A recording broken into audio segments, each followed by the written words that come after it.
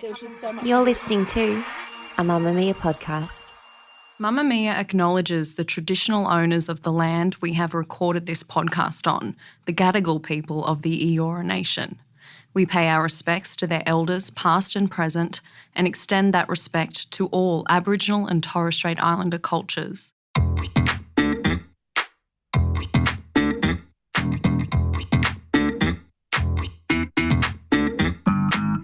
Hello and welcome to Cancelled, a podcast that looks at the people and shows and movies and institutions that have been interrogated by the culture and that some people believe should be cancelled.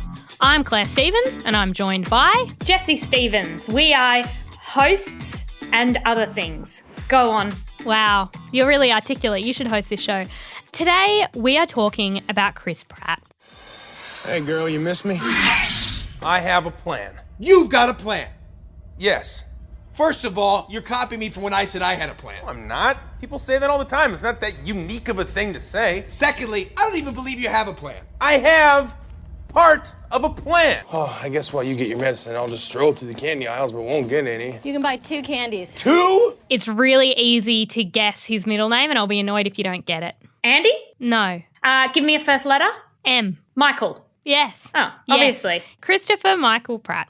And he is an actor known initially for his roles on television in Everwood and then Parks and Recreation, and then movies like Zero Dark 30, Guardians of the Galaxy, Avengers, so on. A fun fact about Chris Pratt is that after he finished high school, he dropped out of community college and was homeless in Hawaii.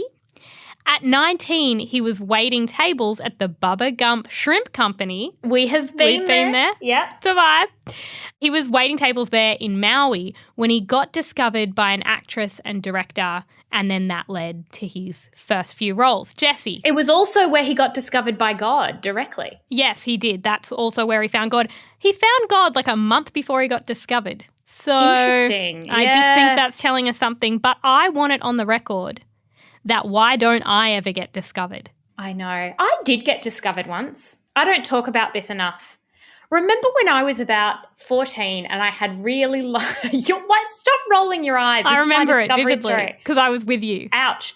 I had really long hair at the time and someone came up and said they needed a hair model. My face wouldn't be in it. I'm pretty sure they said that. And they gave me a business card and they said, give us a call. I think mum and dad were away at the time and I was like, I'll be my own agent. And I called them and I said, Jessie Stevens would like to inquire about this offer. And they said they reserved the right to do anything to my hair they wanted, including just cut it all off, make it into a spiky little mohawk. And I said, no, thank you. That's fine. So that was my story of discovery. Well, I've never been discovered in any way. I've never been in a cafe. I've never been... I waited tables. Do you know what I mean? I worked in hospitality for 6 years and never did somebody come in and look at me and say, your talent is wasted here. No. You need to be on screen. Those eyes. People were just irritated by your own ineptitude at the current job you were doing. Yeah. They thought, I can help you be a better waitress. That's what they... No, I don't want that. I want to be famous anyway. After being discovered, he did a few smaller roles. Then he got the role of Andy on Parks and Rec, which was meant to be a small role, but the producers liked him so much that he became a series regular. Is there any chance you can fix me in the next 10 minutes? Sure. I'll just advance medical science 30 years. Great. Can Mouse Rat play without you? They tried once. They're called Rat and Mouse, and they're awful. But you have got to find somebody. There's an old saying in show business, the show must go wrong. For a while, Chris Pratt was my favourite Chris. We will get to that and the position of the Chris's in Hollywood. But he was so funny, so warm, so soft, literally and metaphorically. There's one scene where someone walks in and I think they're sick. They're sick with something. And he says, I typed your symptoms into this search bar and it says you could have network connectivity problems. I'm like, that's a hilarious joke, Chris. Hilarious joke. It's a great joke. There are just so many iconic Andy moments with the pit. I just love him so much. But that's not what this episode is about. It's about finding people problematic for no reason. So this is my structure for today. First, his divorce. Second, religion and politics combined because those things are super simple. Then the battle of the Chris's. then fake tweets, comments about his son, and giving away his cat. That's a really clever structure, Claire, because you can't have your jury walking out halfway through. The jury want to know why, when, and how he gave away his cat, and most importantly, who to. And chronologically, giving away his cat should be first, but I'm keeping it to the end for just a bit of a surprise. Yes, well That's plotted. how court works. Divorce. Chris Pratt was married to comedy actor Anna Faris from 2009 to 2018. They share a 9-year-old son called Jack. They met in 2007 because they were working on a film together, and at the time she was a far bigger deal than he was because she was in Scary movie. Oh my god, I'm gonna die next Monday? Yes. No, wait, Monday. That would be 7 business days. This is 7 days starting now. So 7 days to this very hour? My watch broke. How am I gonna know the exact hour? How great was Scary Movie? All of them. She was so funny, and I remember looking at her and Chris Pratt and being like, they'd have a good time. Like on the lounge, you've just got Andy, you've got the chick from Scary Movie. She was also in some bunny movie. That looked bad. But they would sit there and just have a big old laugh with a glass of wine. They would. And over the course of their marriage, Pratt's celebrity grew and grew. And Anna Faris has talked about how it was hard because when two actors are in a relationship, they can get quite competitive about who's doing better. And so their stars sort of oscillated because she was doing really well and then he took over her level of fame.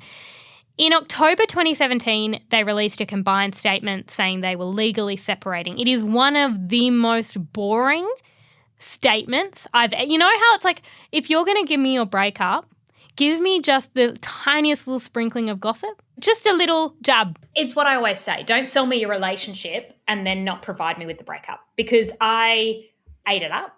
I saw pictures. I saw you at the Hollywood doing your hands in the cement. I saw you with your beautiful baby son.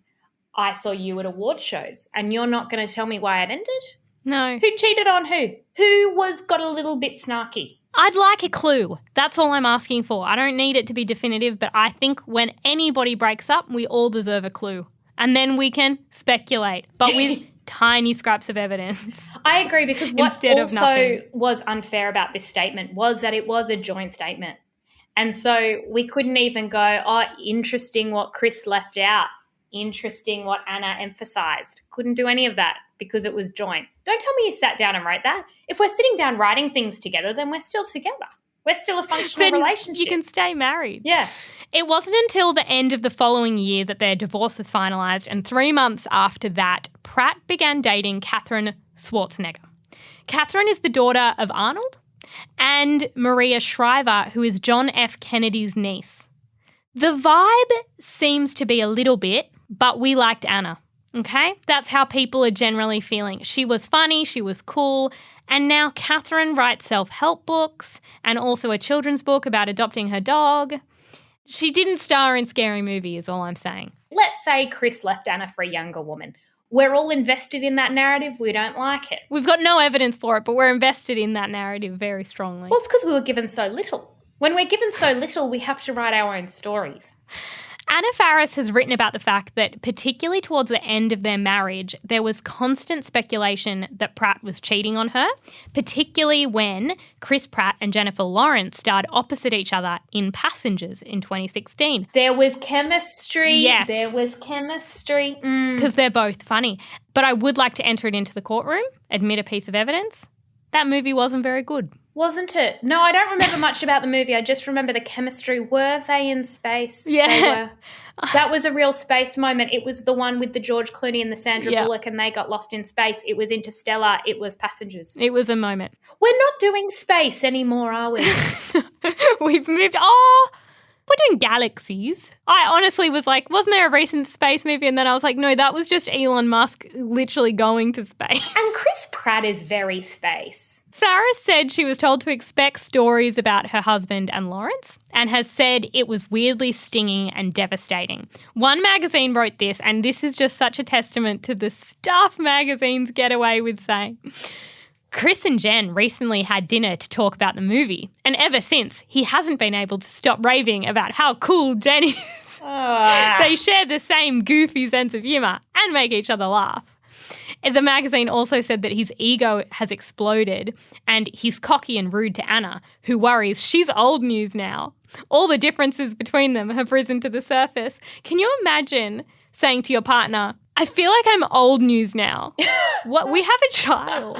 Again, we've been married. That's just us speculating about couples where we don't have any information. It's us speculating about couples on Instagram that we follow. We have seen their demise in that they have deleted every photo together and no longer follow each other. And we say, well, he thought she was old news. Magazines are, to a decade ago, what our group chats are now. Oh, yeah. Do you know what I mean? Like, there's a girl that we know who, she got married, and it's not that I think she's divorced. It's that I know that she hasn't posted a photo with her husband since they got married. So they're divorced, yeah. And so the theories I have are that either they're divorced or he works for, like, ASIO. Like, I've thought about it a lot, and it's in writing. And you're 24 to 48 hours off sending a message because, again, you were invested in their love story. You've seen the wedding photos. We had plans. All of us had plans, you two and me. And now you're not together anymore, clearly, and we deserve an explanation. And I do think it's appropriate to reach out for comment. If I'm going to be starting rumours, I should reach out for just comment. Hey, I'm going to start this rumour that he's in ASIO. You're going to want to disprove it before I tell everyone. Correct. For the record, there is absolutely no indication that Pratt cheated. But I think in terms of the tabloids, they loved that his marriage ended a year after Passengers came out. So I'm just entering into evidence there was a vibe that he was a bit of a cheat. Did he cheat? No. In the Cancelled Courtroom, we've said it before and I'll say it again.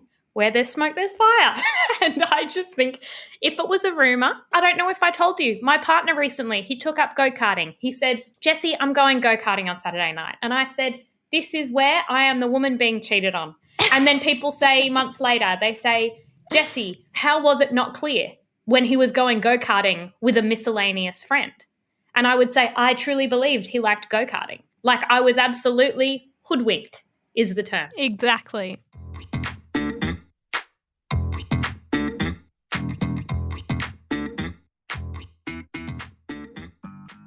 Jessie, moving on to religion and politics, because what's happened now is people have a weird vibe about Chris Pratt. They don't know what to do with it because they've got no evidence. They've just got a feeling. And so what we have to do now is we have to retrospectively find the evidence in order to cancel the person we feel funny about.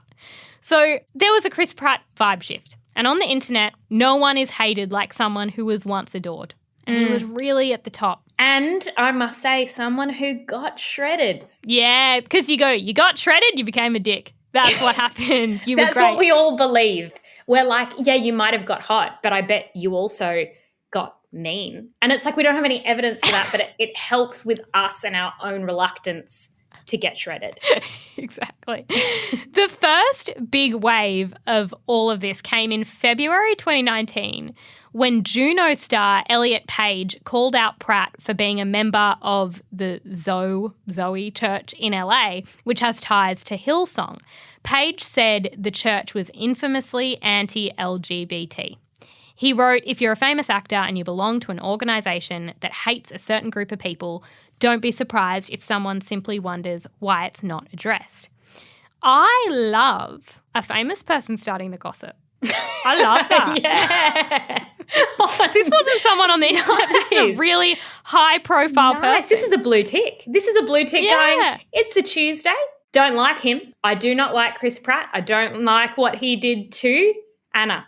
And I'm just going to start shit with very little basis. That's what Elliot Page did. Pratt denied the accusation, obviously, and posted an Instagram story that said, it's recently been suggested that I belong to a church which hates a certain group of people. Blah, blah, blah. It's not the point, Chris. Yeah. The point is we feel weird and you've given us very little. He said, my faith is important to me, but it doesn't define my life.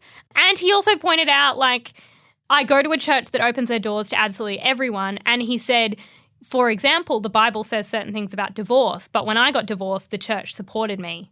So I guess he's trying to say, like, I'm in a progressive area of Christianity. I did not agree with Elliot Page, and I was team Chris Pratt with this story. Me too. I thought, look, long bow to draw. For example, we went to a Catholic school. If people were like, oh, well, you went to a Catholic school, so therefore you endorse everything the Catholic Church has ever done, No. Religion is complicated. Spirituality is complicated to everyone. You've got your own thing. I think you could draw that bow with pretty much anyone who has any connection to religion. And if he's come out and said he's not homophobic, great. We've not cancelled him yet. He's never done anything. No. To indicate. He's never spoken about his views on sexuality or anything like that. I have in my notes, I think the man is allowed to be religious. Yes. Well said. I think we should allow him that. But in the same year, people, they don't sleep. These people work harder than Kris Jenner. People found that he was following several Republican accounts on his Instagram. People like Ben Shapiro. Here's the thing, following someone doesn't mean you endorse everything they do or believe in. I follow Ben Shapiro on our shared Twitter account. Yeah. I think I follow Jordan Peterson. Yeah. And it doesn't mean that I endorse it. It's just like, I need to be across you because you worry me, Ben. You worry me with your thoughts, and I can't have you going and spreading things without me just being across it. I think that that's the case for a lot of people. They follow people to keep tabs on them or to be shocked. Like, what if we all actually endorse the people we follow? This is my thing. If you're mad at Ben Shapiro, be mad at Ben Shapiro. Don't be angry at Chris Pratt for following Ben Shapiro. Yeah, I agree. And if he is Andy from Parks and Rec, which I believe that he is, because I believe that everybody is really just the characters they play, he doesn't know who he's following. There's this theory that he's anti-LGBTQI and he's a secret Republican. Then, in 2020, he was criticised for making an insensitive voting joke, and he was talking about how important it is to vote and have your voice heard, but then it was a joke because he was actually talking about voting for his animated movie in the 2020 People's Choice Awards, not the US election.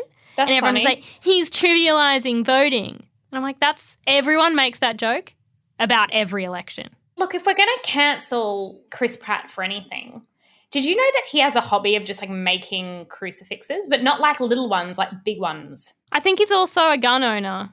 Yeah. This all leads to a very serious controversy, and it's the Battle of the Chris's. By October 2020, Chris Pratt just didn't seem like Andy from Parks and Rec anymore. And that shift was reflected when a screenwriter posted a tweet that didn't end well for him. The tweet was basically a photo of the 4 Chris's, Chris Hemsworth, Chris Pratt, Chris Pine, and Chris Evans, and it said one has to go. I have 2 problems with this. They're not interchangeable just because their names are Chris. Like, they have no other connection. They all play exactly the same roles and are going for exactly the same. Like, they all wanted Thor, and they all would have gone for the Guardian of the Galaxy role. I actually think it's just luck of the whose resume falls on top. They're like, we'll get a Chris. I feel like they could all be in the same movie and I wouldn't know. But more importantly, my initial response to this, the tweet saying one has to go, Chris Pine has to go. Okay, I'm Googling right now because I've just got to I get mixed up with the Chris Pine. Is Chris Pine the one I don't recognise?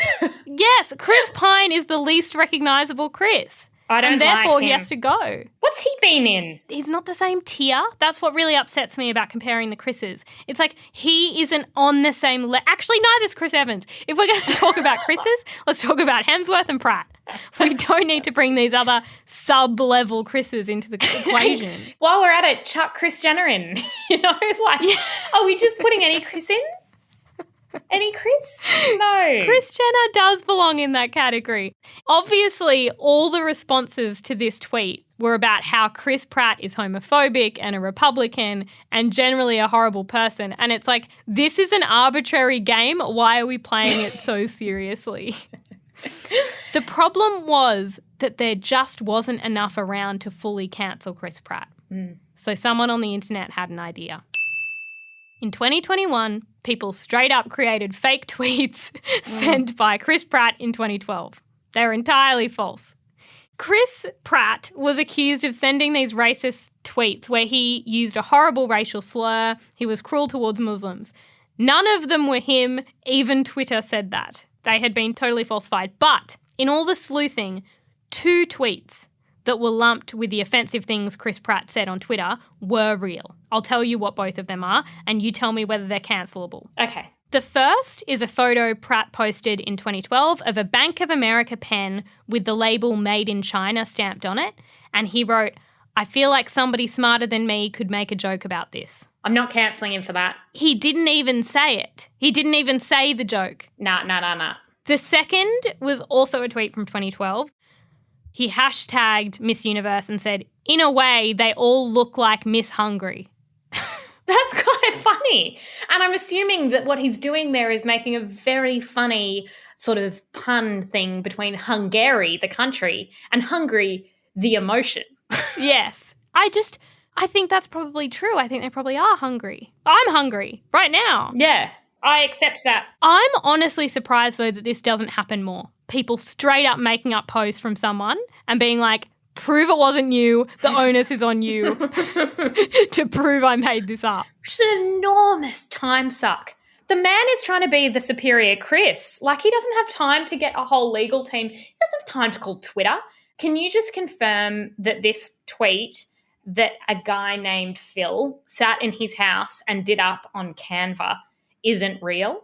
And Twitter will be like, where? Elon Musk is trying to buy us. There are a lot of bots. We're very, very busy. And then Chris has to use his Chrisness and his fame to get Twitter to do something. Like, the man is busy. He's got praying to do. Apparently he speed prays. Have you heard that? Yeah, I've read that.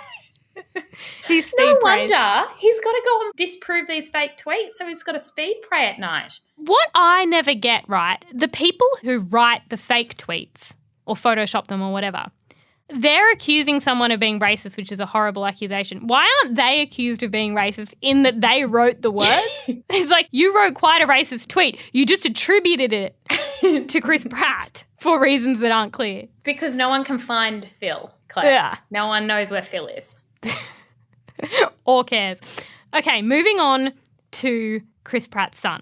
So finally, after years of waiting, people on the internet got something that could be interpreted as problematic, straight from Chris Pratt himself. Because I guess if you stare at someone enough waiting for them to stuff up, they inevitably will. Last year, Pratt and Schwarzenegger had a baby daughter, Lila. And in November, Pratt posted a photo to Instagram of he and his wife with this kind of annoying caption. To be honest, Chris Pratt's social media presence is his biggest enemy. It's too earnest and trying to be wholesome, and it's like, it's not funny. He wrote this whole thing saying, find you somebody that looks at you like that. We met in church. She's given me an amazing life, blah, blah, blah. But he wrote, she's given me a gorgeous, healthy daughter. This post is still up, and looking at the comments, they say things like, you sound so selfish, Pratt, you suck. You're an asshole. What a trash post that actually devalues your wife as a person. It's giving me misogyny husband vibes. That was the reaction. And the reason why is because the post was perceived to be a dig at his son Jack, who he shares with Anna Faris. It's the phrase around Schwarzenegger giving him a healthy daughter that's made people uncomfortable because Jack was born 9 weeks early and his premature birth caused a lot of health issues. Anna Faris has written about how the couple were warned that because of severe brain bleeding, Jack might have a developmental disability. And after 18 months, it appeared that he didn't have developmental issues, but he does have visual impairments and an ongoing heart problem. So thanking a woman for giving you a gorgeous, healthy daughter doesn't stack up well. Yeah, it doesn't look good. However, it's an expression, and I do not think in my soul that that is how he meant it. I thought everyone was being so cruel to even suggest that that's how he would look at his son. Like, he loves his son.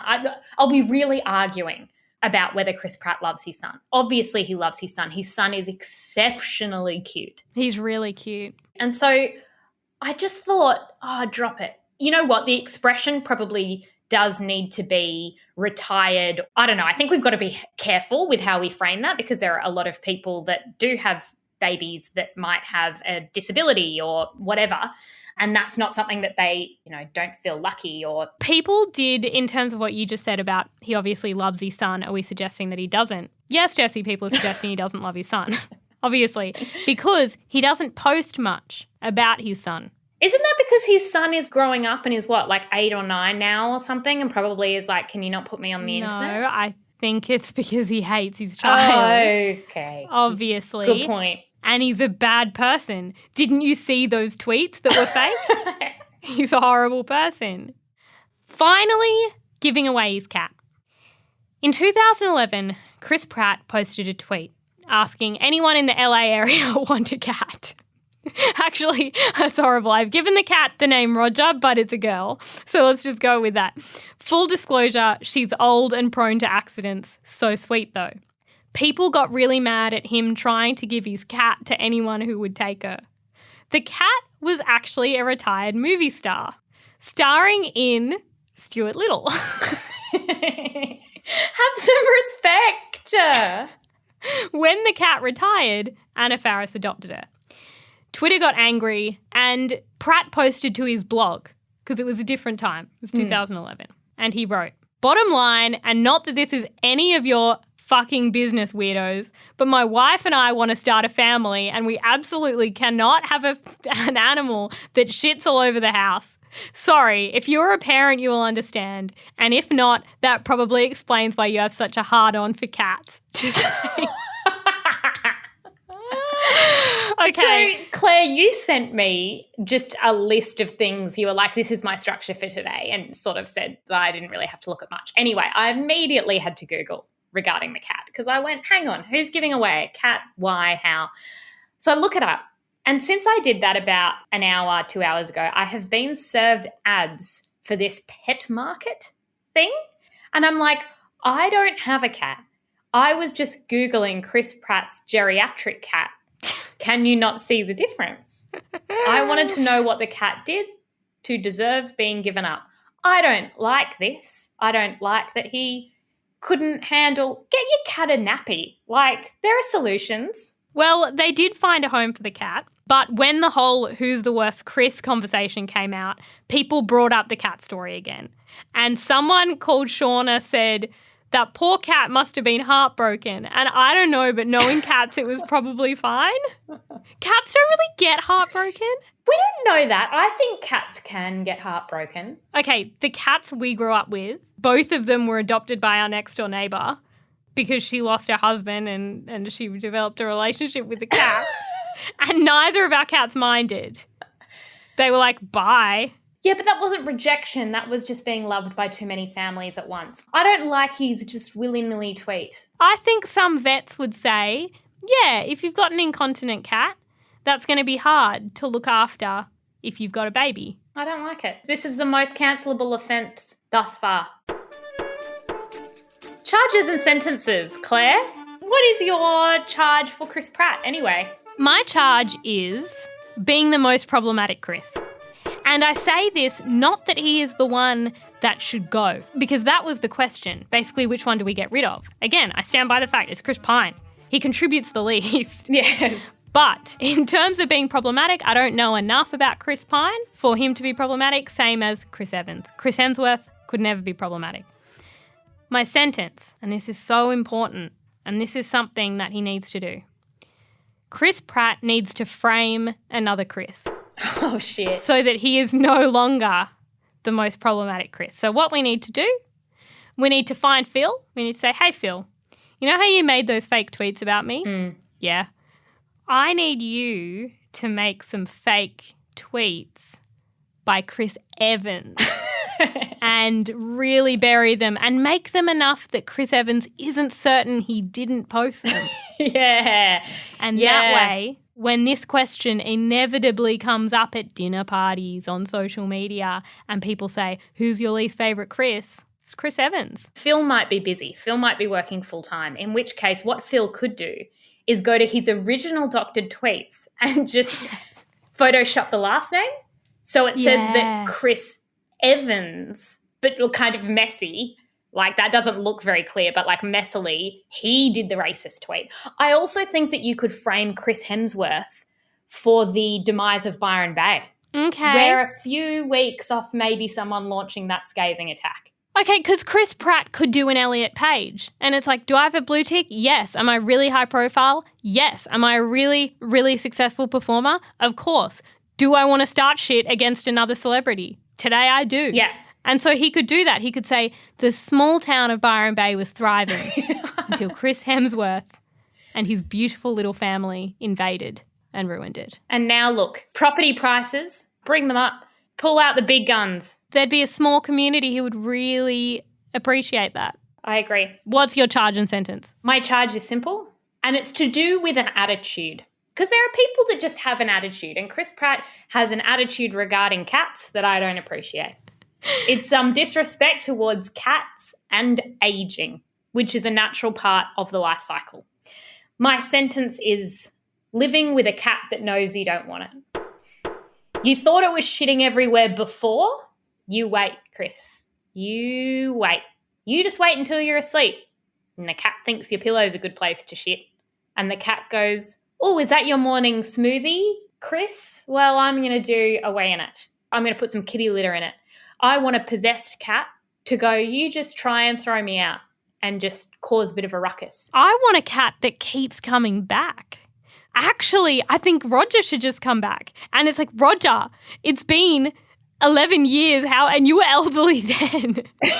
How are you still here? But Roger turns up and says, meow, I'm back. I'm here. I'm 65 years old. If you thought that I had bowel issues then, all I do is I've just got running diarrhea and I'm just in your carpet, in your swimming pool, on your kid. Great idea. Thank you. Okay, that's all we've got time for today. If you enjoy Cancelled, you can leave us a review. And you can also follow us at @the_twins_thoughts on Instagram, where we always put the receipts from every episode. We'll try and track down a photo of Roger. I don't know how we'll go. But we will put all the posts that we've talked about, all the photos, all the things. This podcast was produced by Rose Kerr, and the head of podcast at Mamamia is Eliza Ratliff. We will chat to you next week. Bye. Bye. If you love the show, the best thing you can do is become a Mamamia subscriber. Mamamia subscribers get access to every podcast, exclusive videos, and all the great articles on Mamamia. If you believe in women's media, if you believe in a purpose-driven media company like Mamamia, whose core purpose is to make the world a better place for women and girls, please see the link in our show notes.